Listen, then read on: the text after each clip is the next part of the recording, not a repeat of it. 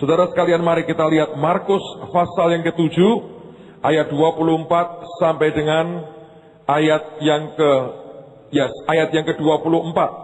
Markus 7 ayat yang ke-24. Markus pasal yang ke-7 ayat yang ke-24. Ada satu pernyataan Tuhan yang luar biasa. Alkitab berkata, lalu Yesus berangkat dari situ dan pergi ke daerah Tirus.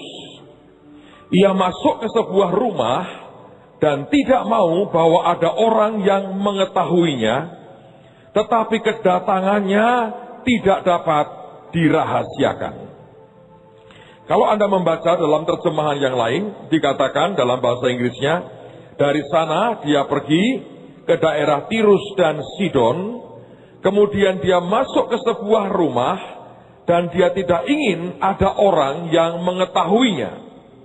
Tapi kemudian kalimat berikutnya, bukannya dikatakan tidak dapat dirahasiakan, tapi Alkitab mengatakan, but he could not be hidden. Dia tidak dapat disembunyikan. Saudara, ini sebagai dasar, kenapa? Ingat baik-baik. Saya ingin supaya kita mengerti.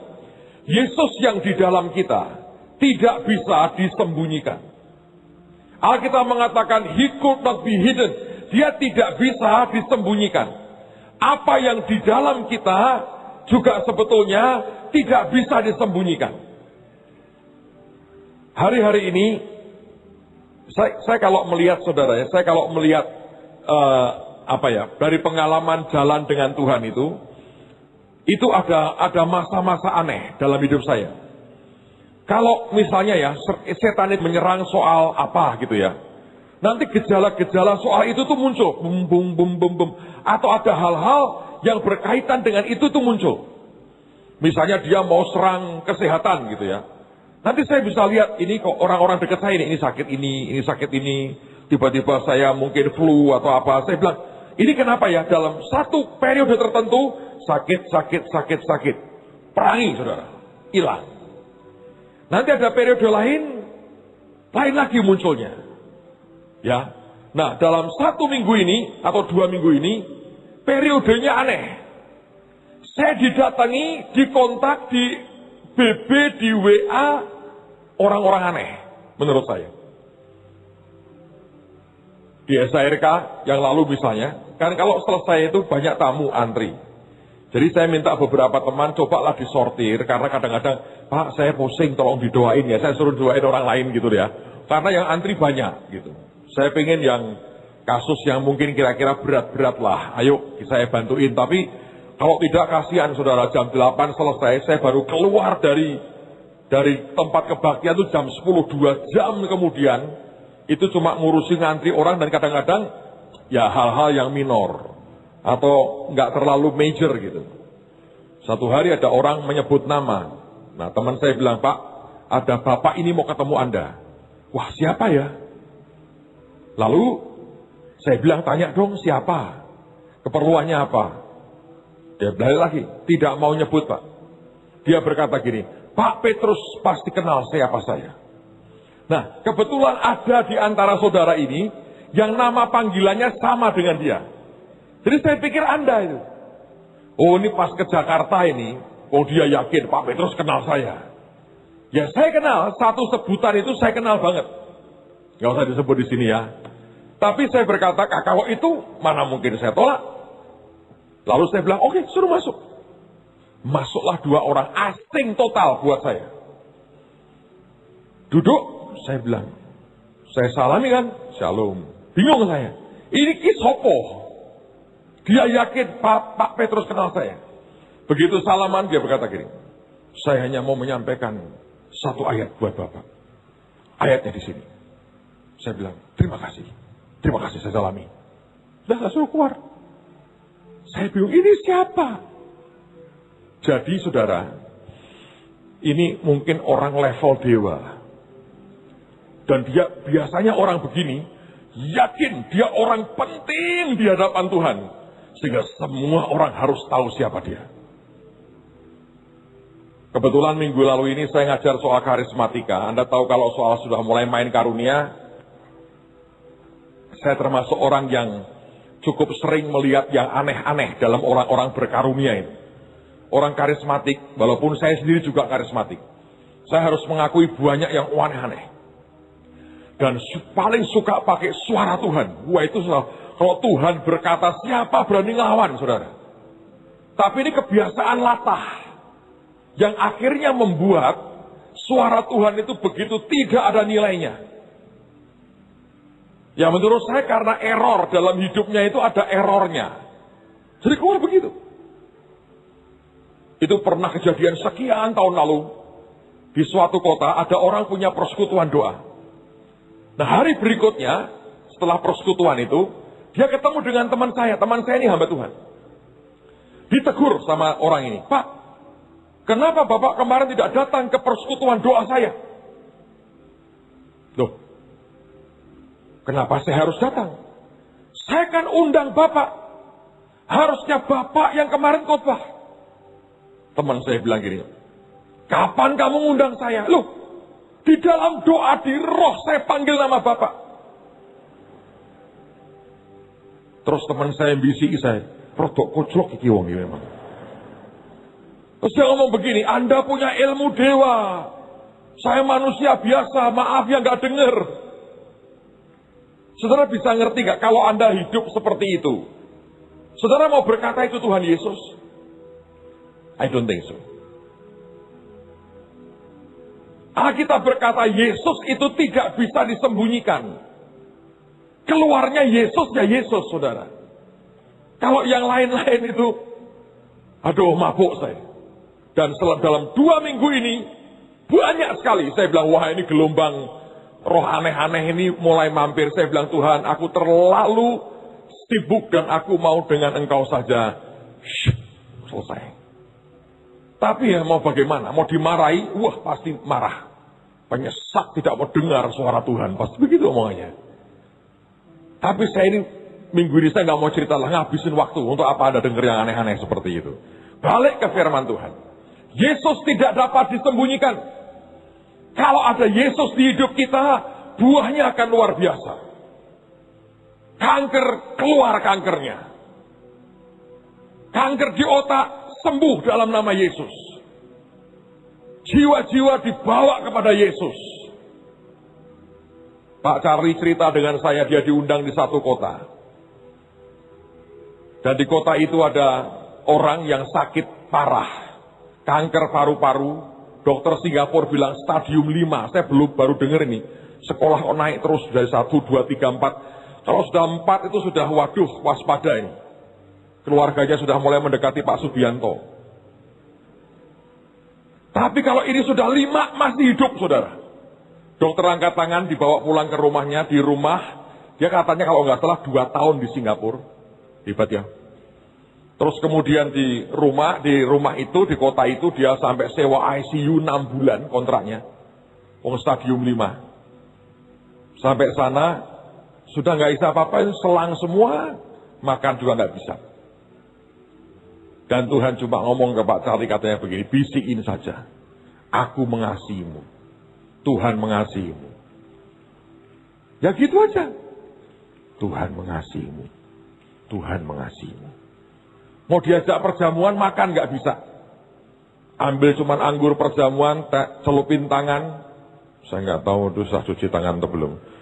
Celupin tangan jarinya, teteskan, taruh, tempelkan di lidahnya. Tinggal pulang. Besoknya sehat, pulang ke rumah, sembuh saudara. Bayangin. Yesus tidak bisa disembunyikan. Kalau ada roh Yesus, Anda tidak akan hanya berwacana. Hidupmu akan berbuah. Dan orang akan lihat kemenangan demi kemenangan ada dalam hidupmu. Tapi kalau tidak, hidupmu sendiri berantakan, tidak ada buah yang kelihatan. Saya berdoa kita bukan Kristen yang hanya berhalusinasi dan membesarkan diri, tapi buahnya tidak ada. Sebab Yesus tidak dapat disembunyikan. Nah, saudara sekalian, hari ini saya mau ajak Anda melihat sebuah cerita yang terjadi di daerah yang mirip sama. Di daerah Tirus dan Sidon ada sebuah peristiwa Dan saya ingin bagi ini buat saudara pada pagi hari ini. Mari kita lihat Matius pasal yang ke-15. Matius 15. Lihat mulai ayat yang ke-21.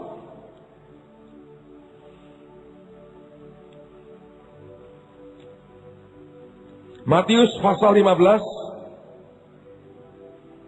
Perhatikan pada ayat yang ke-21. Alkitab berkata begini. Lalu Yesus pergi dari situ dan menyingkir ke daerah Tirus dan Sidon. Maka datanglah seorang perempuan Kanaan dari daerah itu dan berseru, "Kasihanilah aku ya Tuhan, anak Daud, karena anakku perempuan kerasukan setan dan sangat menderita." Tetapi Yesus sama sekali tidak menjawabnya. Lalu murid-muridnya datang dan meminta kepadanya, "Suruhlah ia pergi." Ia mengikuti kita dengan berteriak-teriak. Jawab Yesus, "Aku diutus hanya kepada domba-domba yang hilang dari umat Israel." Tetapi perempuan itu mendekat dan menyembah Dia sambil berkata, "Tuhan, tolonglah aku." Tetapi Yesus menjawab, "Tidak patut mengambil roti yang disediakan bagi anak-anak dan melemparkannya kepada anjing." Kata perempuan itu, "Benar Tuhan, namun anjing itu makan remah-remah yang jatuh dari meja tuannya." Maka Yesus menjawab dan berkata kepadanya, "Hai ibu, besar imanmu, maka jadilah kepadamu seperti yang kau kehendaki." Dan seketika itu juga anaknya sembuh. Dua hal minimal saya mau sampaikan dari cerita ini. Wanita ini adalah sebetulnya wanita Kanaan dan dia bukan orang Yahudi. Ketika Yesus datang ke daerah Tirus dan Sidon dan dia mendengar akan kedatangannya, maka teriakan pertama yang dia naikkan di hadapan Tuhan, dia berkata, "Tuhan, anak Daud, kasihanilah aku." Saya sudah mengatakan kepada saudara berkali-kali, sebutan anak Daud itu powerful sekali. Sebab buat orang Yahudi, itu sebutan menunjuk kepada Mesias yang akan datang dan menyelamatkan mereka. Sedangkan sebagian besar orang Yahudi saja tidak memanggil dia sebagai anak Daud, sebagai Mesias. Ini ada orang asing, bahasa orang Yahudi, orang Gentiles, orang kafir, yang tidak mengikuti akan ajaran orang Yahudi. Ketika Tuhan datang ke daerahnya, dia bisa mengerti bahwa dia itu Mesias. Lagi saya mau berkata buat saudara, sesuatu yang berupa sebuah pengertian. Kita mengerti pada ujung kisahnya, Tuhan tolong anaknya dan dibebaskan daripada roh jahat. Tapi sekali lagi saya mau berkata, setiap orang Kristen yang terima pewahyuan dari Tuhan akan siapa dia yang benar, itu hidupnya akan berubah luar biasa. Ini orang Kanaan. Dia berteriak, "Anak Daud." Dan teriakan itulah yang menggetarkan hatinya. Seseorang yang bisa kenali dia adalah orang yang seperti dialami oleh Petrus. Ketika Yesus berkata, "Berbahagialah engkau, Simon bin Yunus, sebab bukan darah dan daging yang mengatakan itu kepadamu, tapi Bapakku yang di surga yang mewahyukan itu kepadamu." Ketika dia bertanya kepada murid-muridnya, kata orang, "Siapa aku?" Mereka berkata, "Yeremia, Yesaya, Elia." Tapi kemudian dia bertanya, "Menurutmu siapa aku?" Dan dia berkata, "Engkau adalah anak Allah yang hidup. Engkau adalah Kristus. Engkau adalah anak Allah yang hidup." Dan Tuhan berkata kepada Petrus, "Berbahagialah engkau Simon bin Yunus, sebab bukan darah dan daging atau manusia yang mewahyukan itu kepadamu, tetapi Bapakku yang di sorga." Nah, ini terjadi pada seorang wanita Kanaan. Dan dia berteriak, "Son of David, anak Daud, Mesias yang kami tunggu, kasihanilah aku." Anda membaca di Alkitab, orang yang sama pernah berteriak yang sama, namanya siapa? Bartimius. Dia orang buta, dia pengemis di pintu gerbang Yeriko. Ketika dia mendengar Yesus lewat, dia bertanya, siapa itu? Orang mengatakan kepadanya, Yesus dari Nazaret. Tapi dia tidak berteriak, Yesus dari Nazaret tolong aku. No, baca di Alkitab. Dia berteriak, Jesus son of David, have a mercy on me. Yesus anak Daud, Mesias, berbelas kasihanlah kepadaku. Saudara sekalian, pada saat dia berteriak seperti itu, Yesus berhenti. Dan dia berkata, panggil dia. Dan ketika dia lari ke Tuhan, dia lepas jubahnya. Dan ditanya, apa yang engkau mau supaya aku perbuat bagimu? Dia berkata, Guru, supaya mataku bisa melihat. Dan hari itu, dia melihat lagi. Satu ayat saya temukan ajaib sekali. Coba ikut baca dengan saya, lihat di dalam Matius pasal yang ke-21, mulai ayat yang ke-14. Matius 21. Lihat mulai ayat yang ke-14. Maka datanglah orang-orang buta dan orang-orang timpang kepadanya dalam bait Allah itu. Dan mereka disembuhkannya. Tetapi ketika imam-imam kepala dan ahli-ahli Taurat melihat mujizat-mujizat yang dibuatnya itu, dan anak-anak yang berseru dalam bait Allah, dan anak-anak yang berseru dalam bait Allah, Hosana bagi anak Daud. Ini anak kecil. Hosana bagi anak Daud. Hati mereka sangat jengkel. Lalu mereka berkata kepadanya, engkau dengar apa yang dikatakan anak-anak ini? Kata Yesus kepada mereka, aku dengar. Belum pernahkah kamu baca?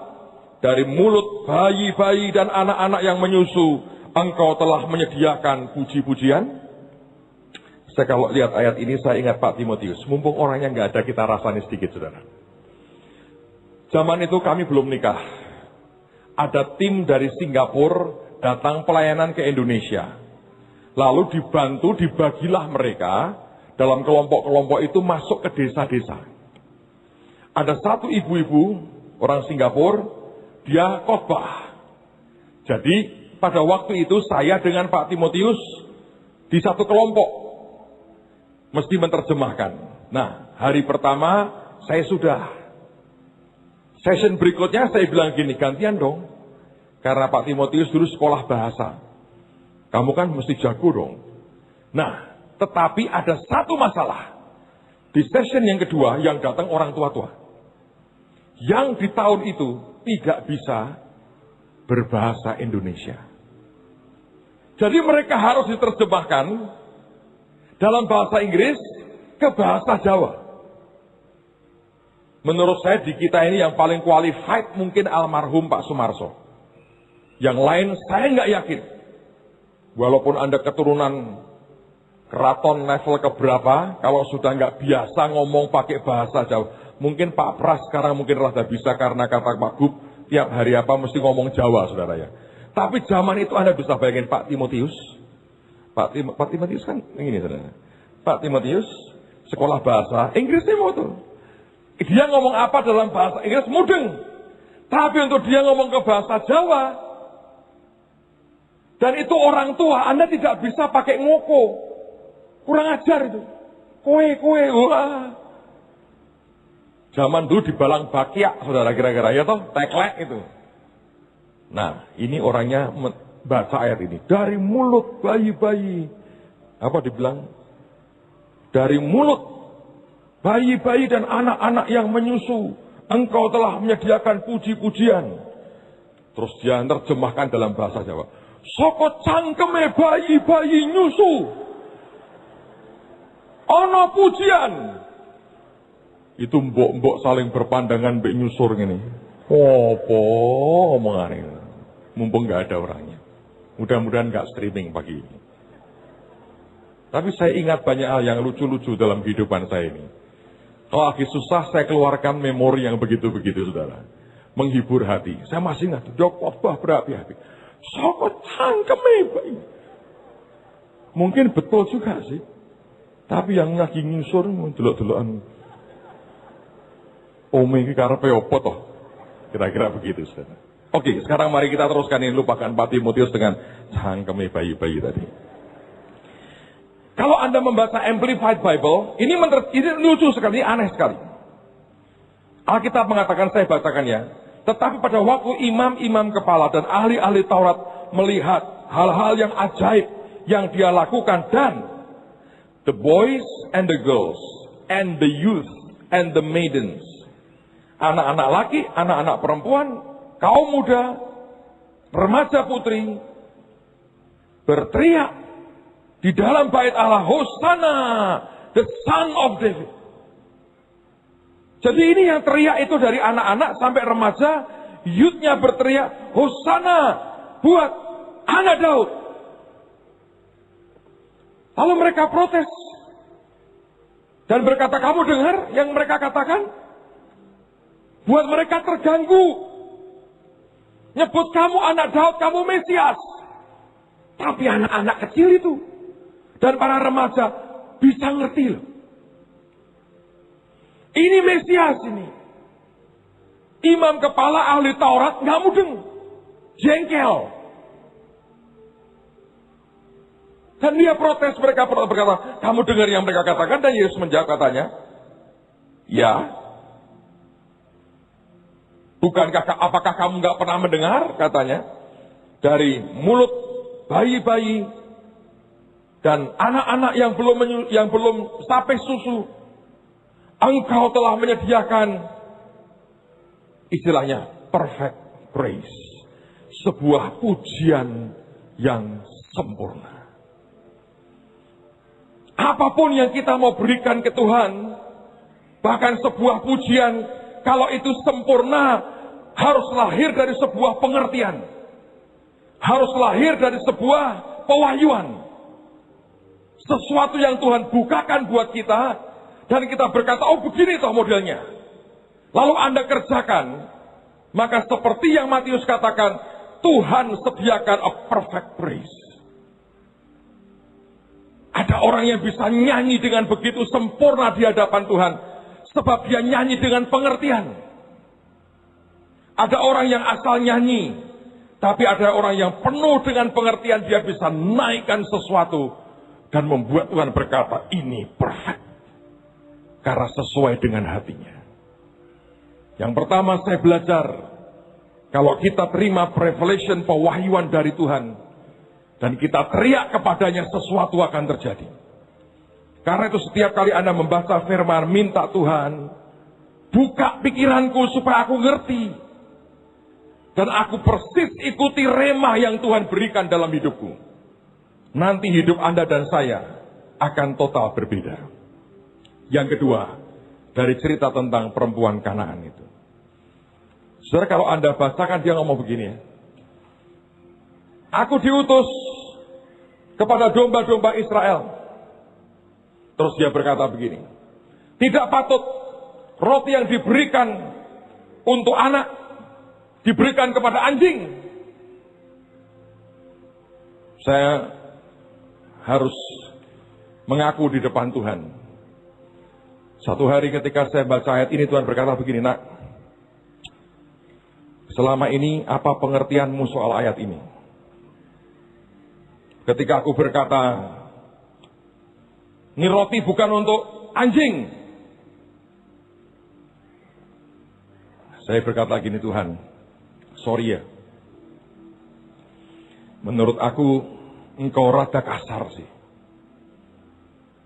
Engkau rada kasar. Anda kalau diomongin pendeta misalnya, anjing, sini jing. Saya tadi ngawenya di bawah live TV loh, begitu nggak ada orang, jadi jangan sampai Anda merasa di sana, aku dianjing-anjingi Pak Petrus. Bukan. Saya cuma, jing, sini jing. Jangan ini, jing. Anda misalnya duduk di sini sebenarnya, ya, jing, kene jing. Marah nggak? Oh enggak Pak, cuma sakit hati. Atau ini tak bahasa ke Jawa enak. Gue asu, kene kowe. Ayo, saudara. Kira-kira itu kalau Anda dibegitukan itu berkata apa? Teorinya, puji Tuhan. Nggak percaya aku.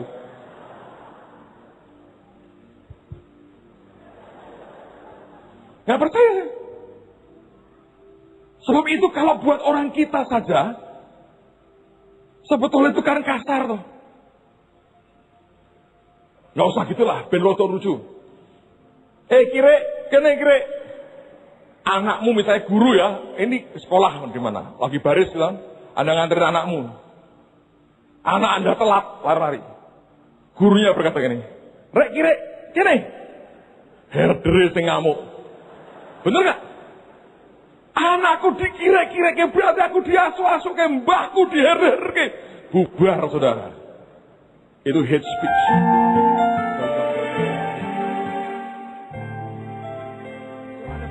Saya kan ngomongin Tuhan. Menurutku nih ya, engkau rada kasar. Tapi Tuhan itu baik saudara. Saya tahu ketika Tuhan bertanya kepada saya selalu sebagian besar jawaban saya akan salah sih. Karena dia akan beloknya beda. Nah kadang-kadang saya kalau khotbah bisa begitu. Saya tebakin Anda sesuatu, Anda sudah ngerti, dan kira saya jawab. Pasti keliru nih. Tapi karena Tuhan kalau ngajari saya itu dengan begitu, saya nggak akan lupa. Dia berkata begini, nak. Aku bukan sedang ngirik-ngirik dan ngasuk-ngasuk ke orang. Seperti yang kau pikir. Nah, tapi kenyataannya kan kau berkata begini. Roti buat anak, bukan buat anjing. Itu kalau bosok Jawa ini apa? Roti gua anak, jeng gua asu. Kan begitu kan? Nah, orang diasu-asu kayak kan nesu Tuhan. Apalagi orang Jawa Tengah yang mulia hatinya dan halus perasaannya ini. Nah, diasu-asu kayak kan ngamuk. Dia bilang, enggak. Kamu harus tahu sesuatu. Sekarang saya mau cerita. Saya mau tanya, siapa yang punya peliharaan anjing di rumah? Tolong angkat tangan. Lambaikan tinggi-tinggi. Yang punya. Siapa yang tidak punya peliharaan anjing? Angkat tangan. Nah, Anda perlu dengerin khotbah saya. Karena sebagian besar Anda tidak. Siapa yang pernah makan daging anjing? Angkat tangan. Kok podo mbek aku ya? Saya pernah sekali terjebak tapi saudara. Ikut retreat dimasakin yang masak maminya Bu Ripkah. Enak ini, enak. Tak makan, enak tenan. Begitu saya diberitahu ini apa? Anjing. Pengen jeguk loh saudara rasanya kayak, aduh.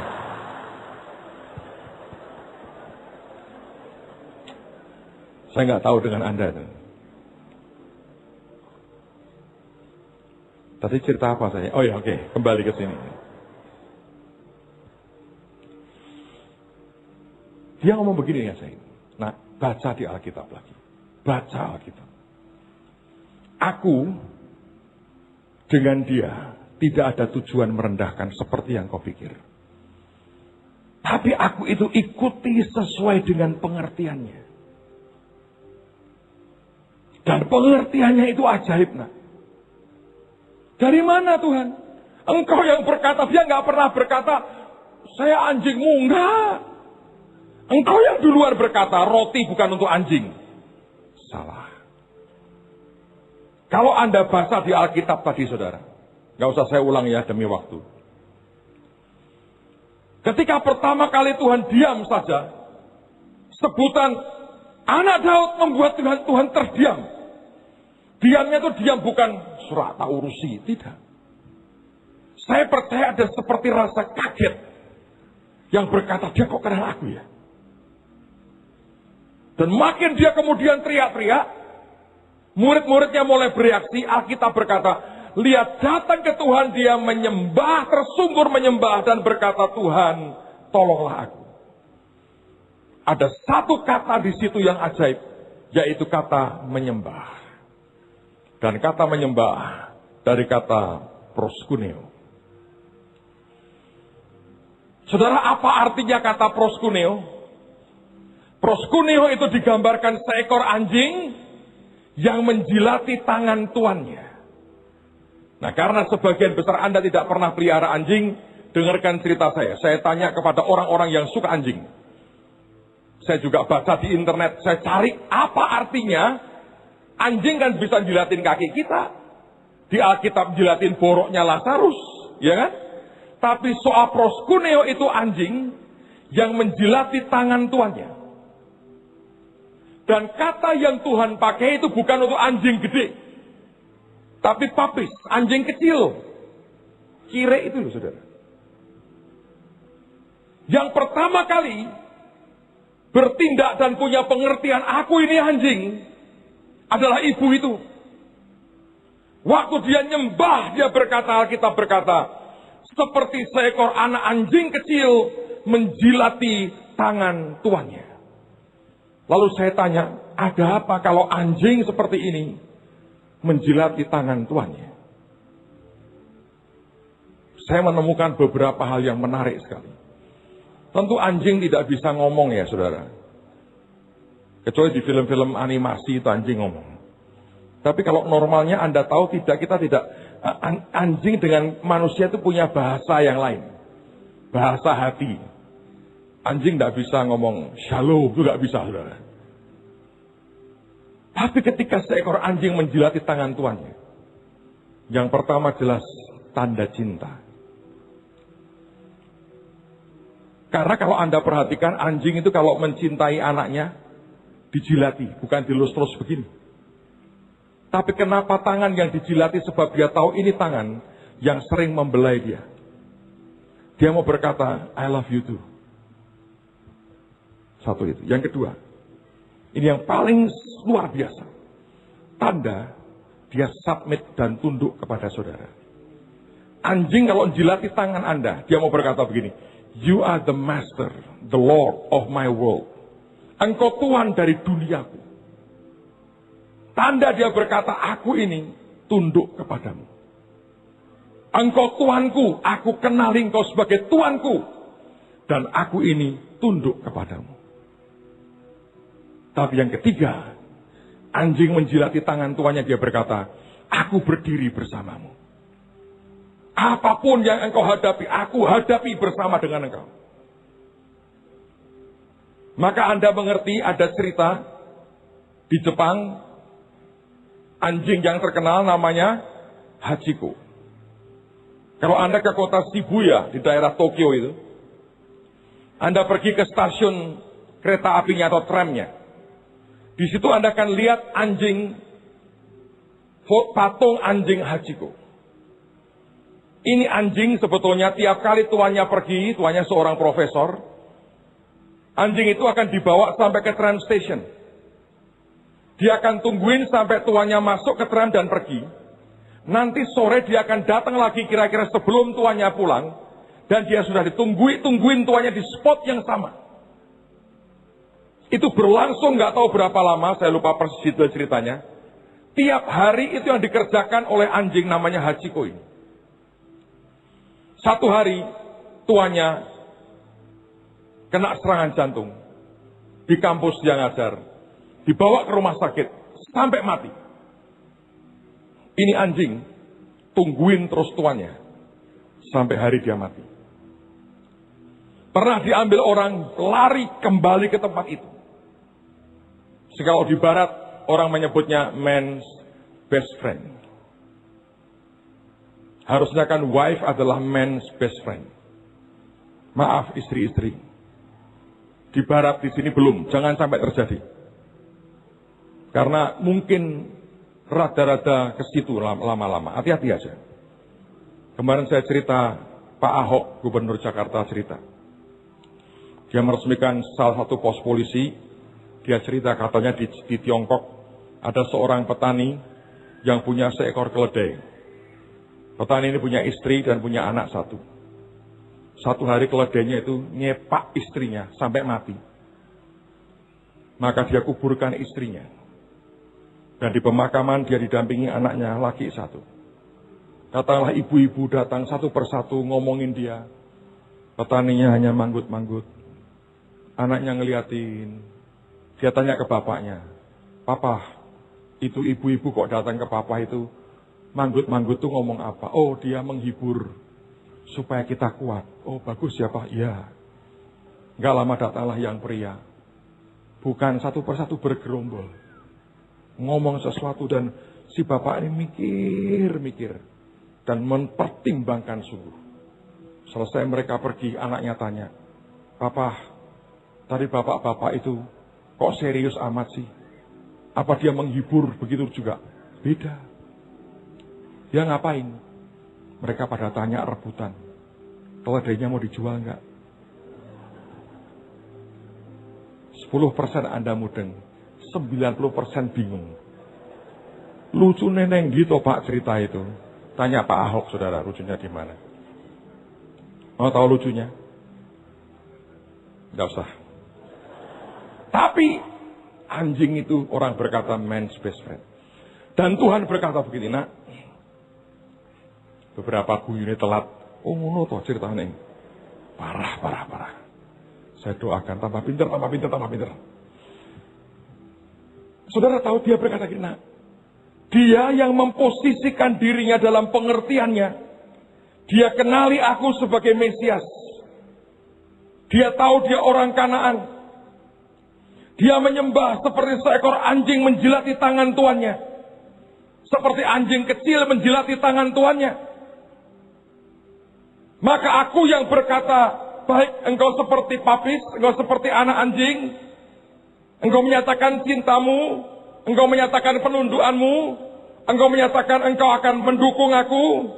Dan Tuhan mulai berkata begini, kalau gitu ya rotinya buat anak-anak dong. Saudara, kalau Anda punya anjing, Anda akan tahu, Anda akan punya hubungan tertentu dengan anjingmu itu. Dan tidak pernah ada niatan menghajar anjingmu kecuali Anda suka RW banget dan kebelet. Tapi kalau tidak, ya itu seperti cara seorang tuan menggoda anjingnya. Punya makanan digini-giniin, ditarik lagi. Itu bukan karena orang itu kejam. Dia sedang mencoba main dengan anjingnya. Dan ini anjing, ini wanita ini, dia berkata gini, benar Tuhan. Benar. Dia berkata benar dengan semangat. Kenapa? Pengertianku itu sama dengan pengertianmu. Tapi kan aku bisa makan remah-remah.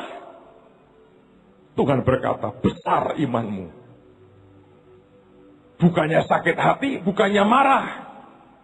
Tapi pengertian yang kamu dapat diikuti oleh Tuhanmu. Dan dia berkata, benar Tuhan. Dan itu yang membuat mujizat terjadi. Dan Tuhan memuji akan iman wanita ini. Anda bisa ngerti? Bukan Tuhan yang sengaja menjatuhkan harga dirinya, merendahkan dirinya. Sama sekali tidak. Pengertian wanita ini begitu luar biasa. Dia berkata, aku ini seperti anjing kecil Tuhan. Aku menjilati tanganmu, proskuneo.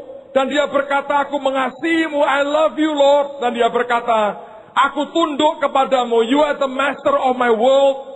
Engkau adalah Tuhan daripada duniaku. Dan dia berkata, aku berdiri bersama dengan engkau. Kalau Anda dengar cerita demi cerita bagaimana ada anjing-anjing yang menyelamatkan tuannya ketika tuannya itu kolaps, sudah tua saudara, kena serangan jantung. Dia lari keluar, masuk lagi keluar sampai menghentikan mobil seseorang. Sengaja berdiri di pinggir jalan. Sampai ada orang yang cukup peka. Dan berkata, anjing ini mau bicara sesuatu. Diikuti dan ketika masuk ke dalam. Lihat orang tua sudah geletak, sudah hampir tidak bernafas. Dan pertolongan segera datang. Dan orang tua ini akhirnya terselamatkan. Saudara, hubungan seperti itu tidak bisa Anda mengerti kalau Anda memang tidak punya. Saya nggak berkata mari pelihara anjing sama-sama. Cerita saya ini cukup buat saudara. Tapi dengarkan baik-baik. Tuhan ikuti sebetulnya sampai di mana level pengertianmu.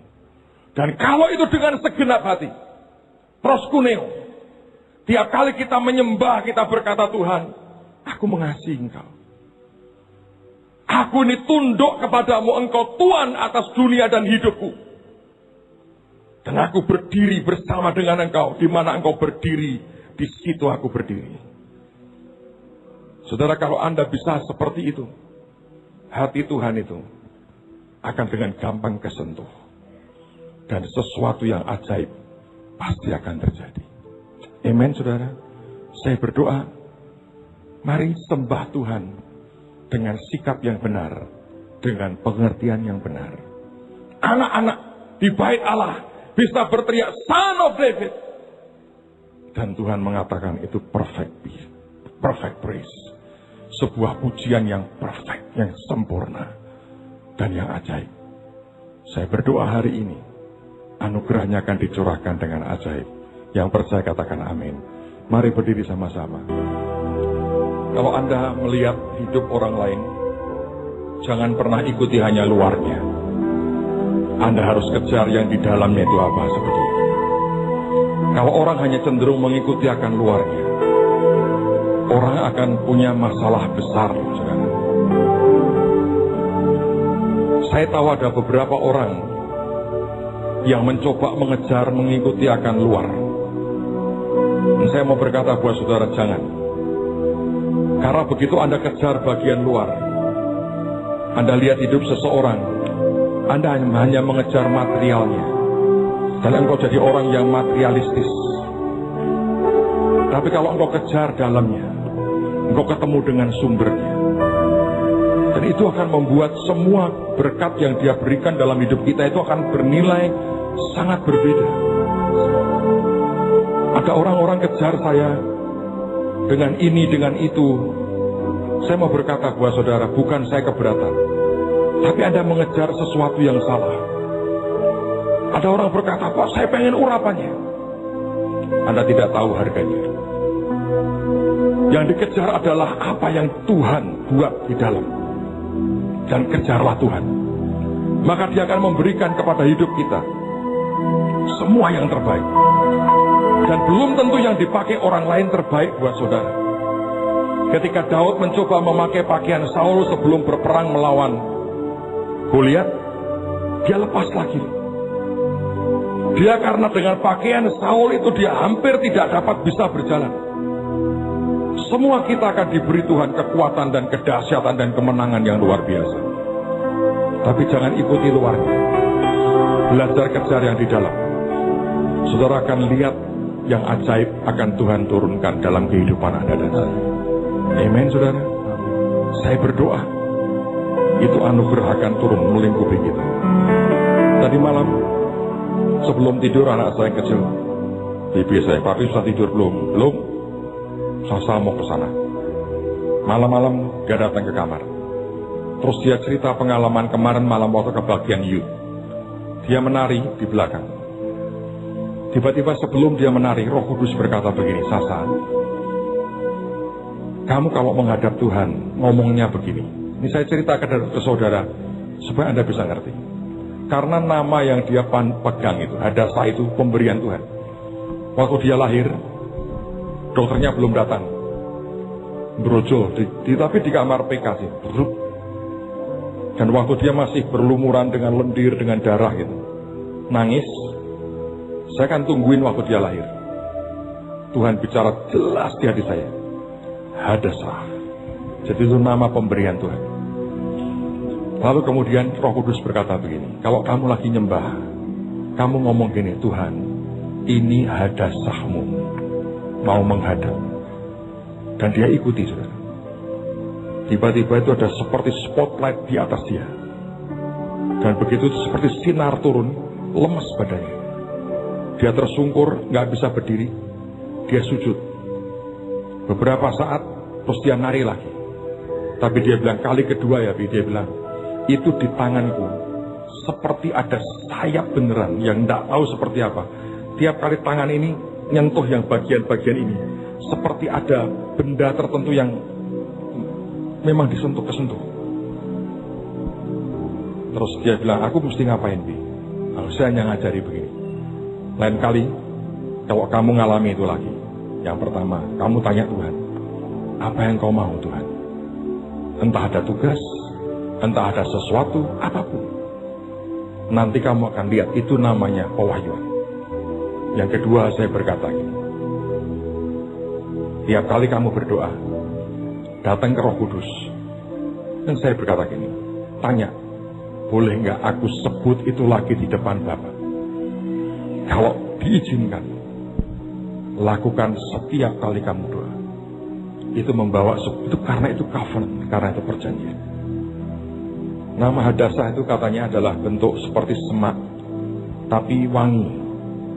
Tapi orang Iran mengatakan, Karena itu nama di Iran terkenal sekali. Orang Iran mengatakan nama itu artinya uncoincident, sesuatu yang tidak kebetulan. Dalam hidupmu saya bilang, berarti selalu semua itu ada tujuan. Saudara, kalau Anda diberi nama oleh Tuhan, pakai, karena nama itu ada perjanjian Anda dengan Tuhan. Amen, saudara. Anda diberi nama siapa? Joseph, misalnya. Ngomong, Josephmu datang Tuhan. Tapi kalau Anda cari nama sendiri, saya diberi nama Tuhan, Anda ngarang-ngarang sendiri. Aku mau namanya Noto Boto Songo Tiborolas. Tekor, saudara. Ini bener Noto Boto Songo tapi Tibone Rolas. -3 berarti. Yang Tuhan kasih itu sebuah covenant. Kalau Anda punya pengertian itu saja, doamu akan beda. Kenapa orang itu malas ngadep Tuhan sih? Karena sering nggak ada apa-apa. Kalau itu pemberian Tuhan dalam hidupmu, hal paling kecil sekalipun, Anda akan melihat Tuhan dipermuliakan dalam hidupmu.